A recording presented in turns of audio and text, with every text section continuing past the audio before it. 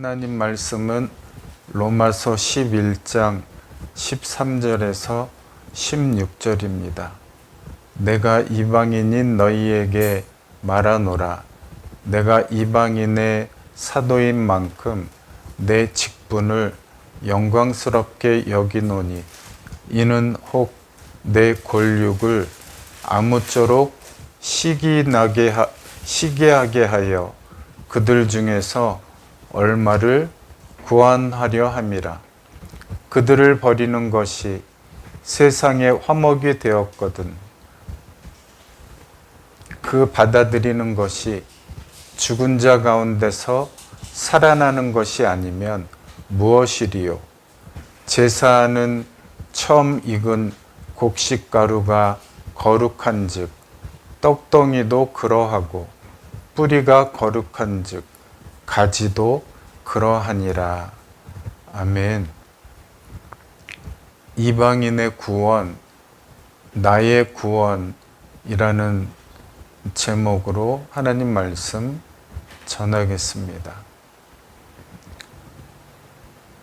바울은 이방인의 사도로 부르심을 받았습니다. 이스라엘의 불순종은 많은 세상에 있는 이방인들의 구원의 기회가 되었습니다.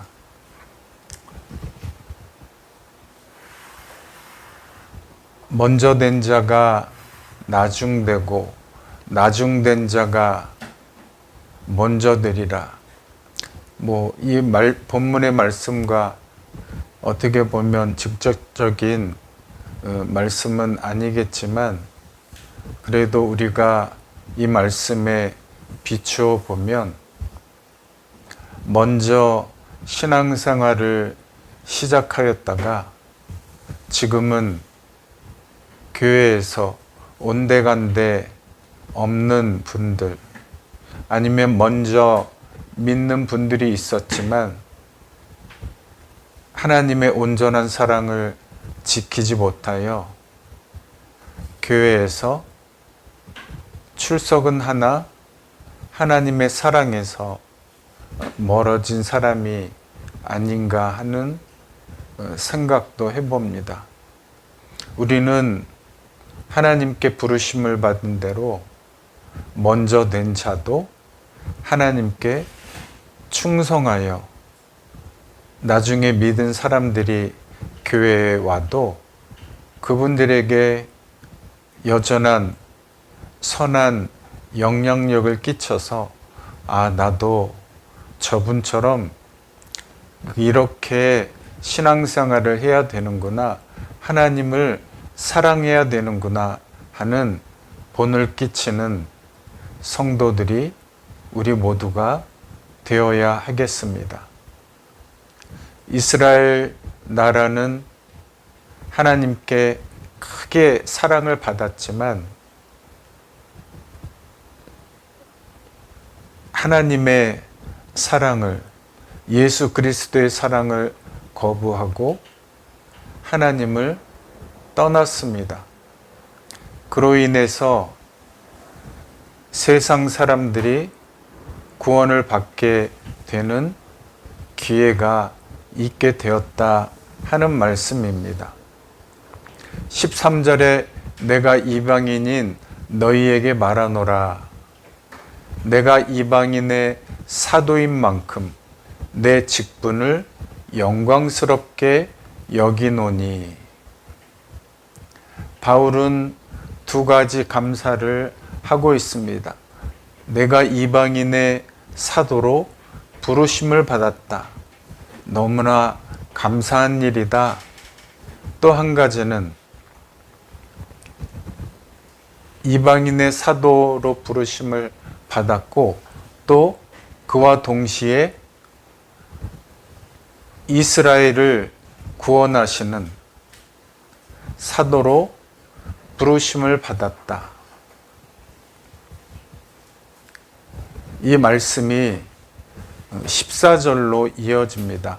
하나님이 이 말씀에 주시는 은혜 첫 번째는 회복, 다시 부르시는 은혜입니다. 14절에 보면 내가 내 직분을 영광스럽게 여기는 이유 두 번째는 내 골육을 아무쪼록 시기하게 하여 그들 중에 얼마를 구원하려 함이라. 복음을 받아들이지 않는 이스라엘.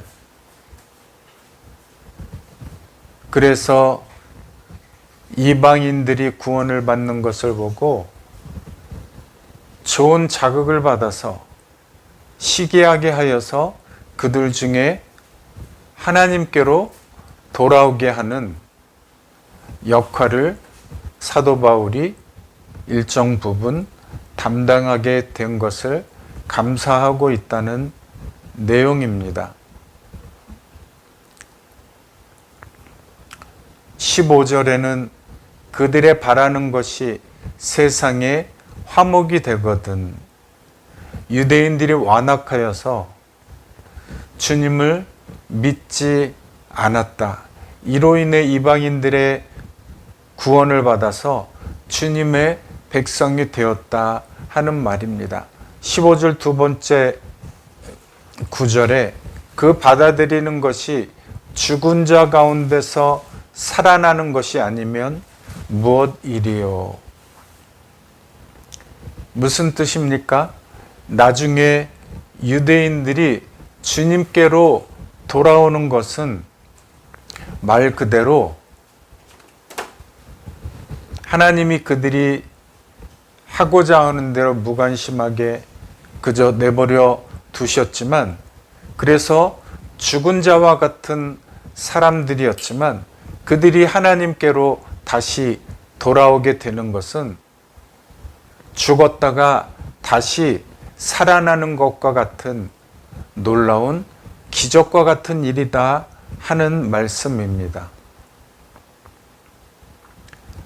하나님이 이스라엘 백성들을 얼마나 사랑하셨습니까? 정말 애지중지 택하시고 그들에게 복을 주셔서 구름기둥, 부름기둥의 놀라운 영광을 보여주시고 만나와 메추라기로 먹이셔서 이스라엘 백성들과 같이 하나님의 놀라운 역사를 눈으로 직접 그렇게 많은 백성들이 단체로 하나님을 체험한 민족이 어디 있느냐 말씀하고 있죠. 그런데 하나님을 체험했던, 하나님으로부터 사랑을 받았던 이 백성들이 하나님을 부정하고 우상 숭배를 하고 떠나가는 정말 어리석은 일이 생기게 되었습니다. 16절에는 제사하는 처음 익은 곡식가루가 거룩한 즉 떡덩이도 그러하고 뿌리가 거룩한 즉 가지도 그러하니라.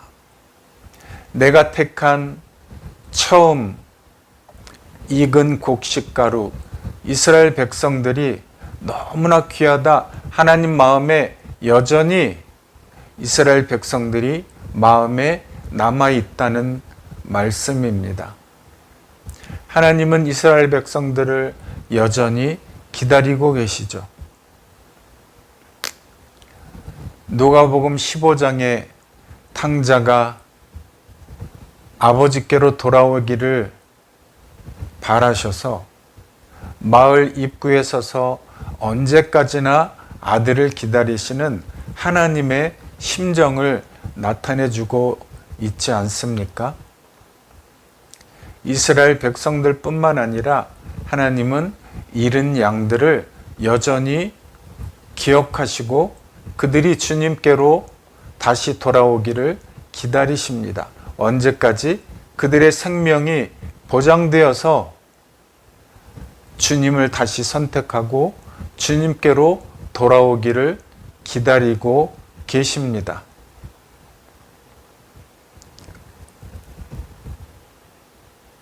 믿다가 떠난 이스라엘, 믿다가 떠난 잃은 양들, 주님께서는 여전히 귀히 여기시고 마음에 두고 계시다 하는 것이죠. 선민 이스라엘은 장자입니다. 그러나 하나님을 떠났습니다. 형식적인 제사를 했고 우상 숭배를 했고 자기 소견에 옳은 대로 하나님의 생각을 하지 아니하고 내 생각대로 살아갔던 그들. 그래서 지금은 어떻게 되었나요? 내 생각에 옳은 대로 행하다가 하나님을 떠나서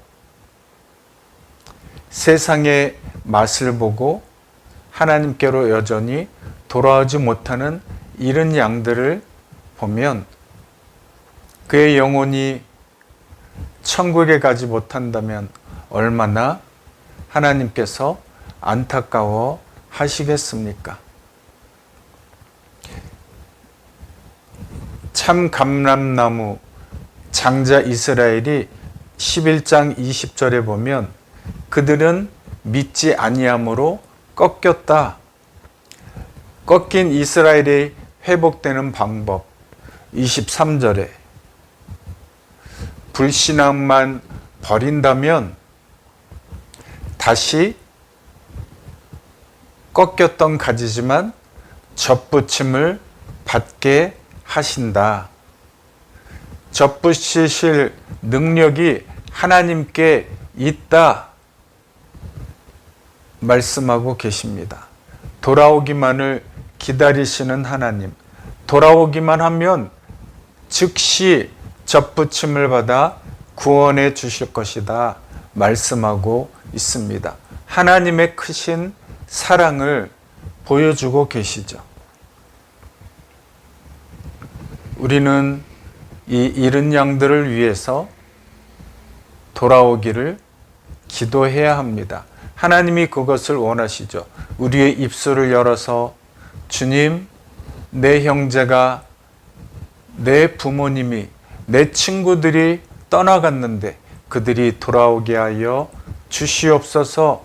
우리들의 입술을 열어 기도하기를 하나님이 원하십니다. 회복의 은혜, 돌아오기를 기다리시는 하나님의 은혜가 그들에게 있기를 기도하시기 바랍니다. 두 번째, 이방인의 구원입니다. 이렇게 되어서 이방인들의 구원의 길을 열어주셨습니다. 혼인잔치의 비유가 있죠. 누가복음 14장에 어떤 사람이 큰 잔치를 베풀고 많은 사람을 청하였는데 잔치할 시각에 되어 보니까 사람들이 오지 않았습니다.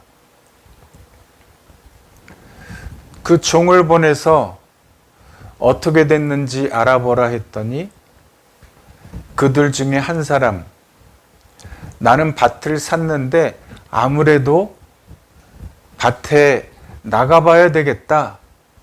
가지 못함을 양해해달라. 잔치가 귀중한데 잔치에 오지 않았습니다. 그래서 주인이 가난한 자들과 몸 아픈 자들을 초청해라. 그랬더니 종이 와서 그들을 불러 모았지만 아직도 자리가 남았습니다. 나가서 강권하여다가 내 집을 채우라. 이것이 천국 잔치의 비유입니다. 이스라엘에 대한 비유입니다. 잃은 양에 대한 비유입니다.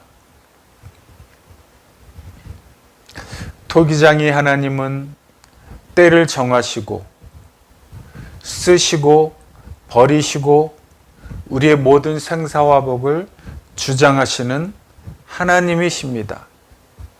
우리는 하나님의 말씀에 다만 오직 순종해야 할 것입니다. 쓰시기도 하고 버리시기도 하는 우리의 영혼을 멸하실 수 있는 하나님을 두려워할 줄 알아야 하겠습니다. 하나님은 이방인인 여러분을, 이방인인 저를 택하셨습니다. 17절에는 참 감람나무인 이스라엘이 하나님을 믿지 않아서 꺾였는데 돌 감람나무인 너, 바로 우리 자신이죠. 너가 그들 중에 접붙임을 받게 되어서 참 감람나무의 뿌리 진액을 함께 받는 자가 되었다. 너는 하나님을 믿음으로 섰다. 접붙임을 받게 되었다. 우리를 구원하시려고 하나님은 바울을 택하셔서 이방인들을 구원하게 하셨습니다. 하나님은 선교사들을 택하셔서 한국 땅에 보내시고 우리의 부모님들을 구원받게 하시고 그 부모님들의 자녀들인 우리들을 구원을 받게 하셨습니다.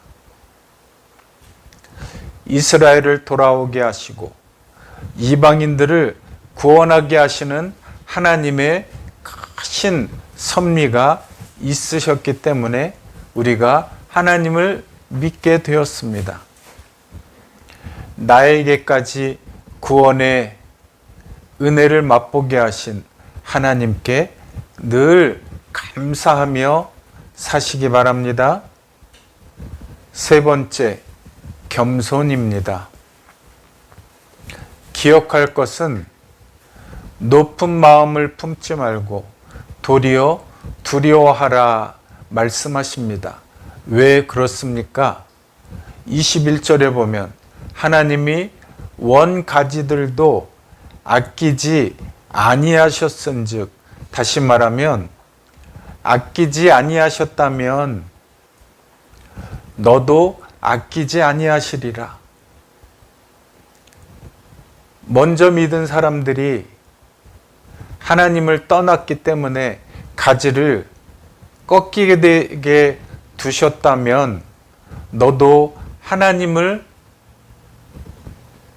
제대로 믿지 않는다면, 떠나간다면 너도 아끼지 아니하시리라 라는 하나님의 말씀이죠. 22절에 말씀하십니다. 그러므로 하나님의 인자하심과 준엄하심을 보라. 하나님의 인자하심에 늘 거하라 하는 말씀이죠. 그리스도 안에 거하는 사람이 복이 있습니다. 그리스도와 함께 동행하는 사람이 복이 있습니다. 이것을 믿으십니까? 그리스도 안에서 주님과 함께 동행하며 주님의 좁은 길, 진리의 길, 생명의 길을 가는 복된 여러분들이 되시기를 바랍니다. 그러나 하나님의 인자하심에 머물러 있지 않으면 하나님의 준엄하신 심판을 받게 될 것이다 라고 단호하게 말씀하십니다. 우리를 구원하신 하나님의 은혜가 우리와 함께 하십니다. 하나님은 임마누엘의 하나님이십니다. 하나님이 나와 함께 하십니다.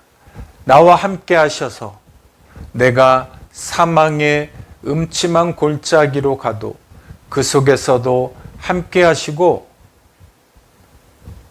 쓰러지는 자 같지만 주님을 바라보면 일으켜 세워주시고, 사막에서도 강이 흘러나게 하시고 광야에서도 길을 만드시는 하나님, 그 하나님을 언제까지나 바라보시기 바랍니다. 끝까지 마라톤 선수와 같이 완주하여서 천국에 가는 복된 백성들이 되시기를 바랍니다. 임마누엘의 믿음으로 사시기 바랍니다. 빛의 자녀가 되시기 바랍니다. 빛의 자녀로 빛 가운데 빛이 되신 주님 안에 거하여 살면 빛의 열매를 맺게 됩니다. 빛의 열매가 무엇입니까? 모든 착함과 의로움과 진실함이다. 착함의 열매를 맺습니다. 의로움의 열매를 맺습니다.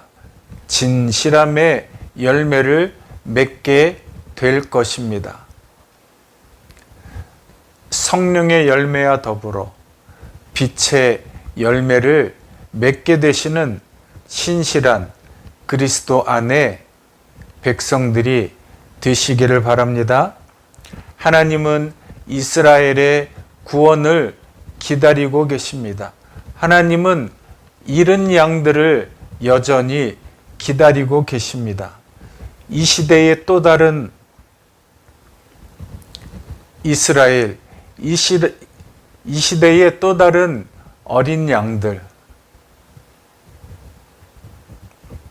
믿다가 떠난 하나님을 사랑했던 백성들, 하나님은 안타깝게 여전히 그들을 구원하시는, 기다리시는 하나님이십니다. 하나님의 그 안타까운 마음이 여러분의 마음이 되어서 잃은 양을 기다리는, 잃은 양들을 위해, 돌아오기를 위해 애쓰고 힘쓰고 사랑에 애통하는 마음으로 기도하는 우리가 되어야 하겠습니다. 복음 전도에 힘써야 하겠습니다.